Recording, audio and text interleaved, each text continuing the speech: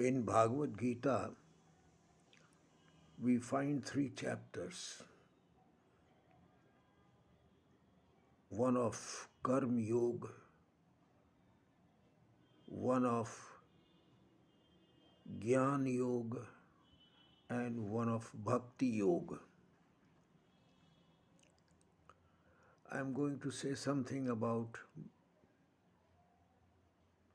gyan yoga. Gyan refers to knowledge, and yoga refers to connectivity. That is, you connect with the Supreme. Through knowledge, you connect with the Supreme. Let us say something about knowledge. What is knowledge? Knowledge is something that you acquire, that you perceive, that you have intuitively. We say that a man is a thinking creature. Man is an emotional creature. What does it mean? Man thinks about a lot of things and ruminates over it, reflects over it, and gets a new perception, as a result of which he becomes either very happy, unhappy, or philosophical, depressed, and so on. That is, he is endowed with a variety of moods. There is sometimes we call mood swing. That is, his mood swings from one extreme to another. Knowledge is also known as the power. He says knowledge is power. We sometimes say that knowledge makes us aware of the area of our ignorance. Rigved says that let, O knowledge, come from all sides. Knowledge illuminates our soul, illuminates our body, illuminates our mind, illuminates and dispels our ignorance. But when it comes to acquiring knowledge, how do we do it? The primary source of knowledge is our senses. A child cries in the lap of his mother. Suddenly he puts his finger near a heater and then he begins to cry again. He sort of perceived that the heater is providing heat, too much of heat, and that has burned his finger. So you perceive knowledge through senses, through the sense of touch, through the sense of smell, through the sense of vision, through the sense of hearing, through the sense of smell. And accordingly, you acquire some kind of perception, and that is stored in the brain in the form of short memory or long-term memory.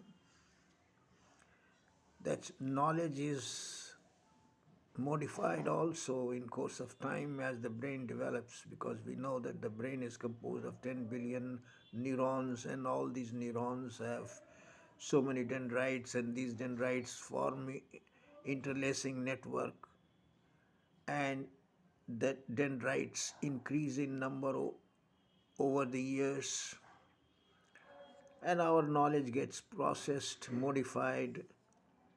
Our perception changes over time. For example, if you have memorized Hanuman Chalisa at the age of 8, you have got some idea, but same Hanuman Chalisa means somewhat differently at the age of 48. So sometimes you learn by memorizing it, you learn by rote, and then that gets processed over time, and you get a different kind of perception. A mathematician similarly learns multiplication. पहाड़ा वो याद करता है. Later on, he makes it the whole thing in a complicated manner and develops matrix algebra. So the knowledge gets processed over time, improved over time.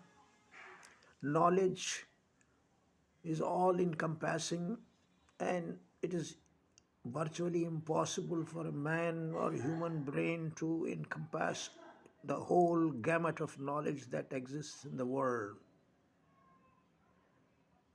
But a man tends to specialize in a particular direction. He can become an engineer or a doctor or a lawyer and so on. But if you are interested in acquiring spiritual knowledge, then you will have to follow certain injunctions and read certain scriptures, for example, Vedas, Upanishads, etc., and acquire some knowledge. But by acquiring knowledge, how much do you learn? How much do you get the perception? A lot of people study, but they do not develop after a while. But some rise above and scale new heights. It all depends upon practice and sanskar, and also the acquisition of previous knowledge. Sometimes you think about something very deeply. Antah gyan, you meditate over something and suddenly you come to new realization. Newton realized something when the apple dropped from the tree. Archimedes realized something fantastic when he dipped into the bathtub. So there are people who invent a lot of things because they think a lot. A new awakening dawns upon them. A new realization comes upon them. These are the inventors. But some people don't think too much about that because they are involved in day-to-day activities and run after the vicious cycle. But those who are a little bit aloof detach themselves from a number of other activities and pursue a branch of knowledge, then they are specialized in that. So a man who is seeking spiritual knowledge has to detach himself from worldly activities, from all these chores. Through meditation, he has to constantly think about the Supreme, and he has to fix his mind, concentrate upon the Supreme. He has to give up all these activities like the allurements of the world. If he falls in the allurement, in that trap, he will never be able to achieve much of that kind of special knowledge. Lust is a very great enemy of the mind. It doesn't let you fix your mind. It, it actually steals your knowledge and lets you move around little things, petty things. And one thing leads to another. You are in the endless cycle. Knowledge has to be acquired in a special way for which you have to do a lot of sadhana, tapasya, penance, and you have to remain aloof from other activities. Only then you can become a specialist.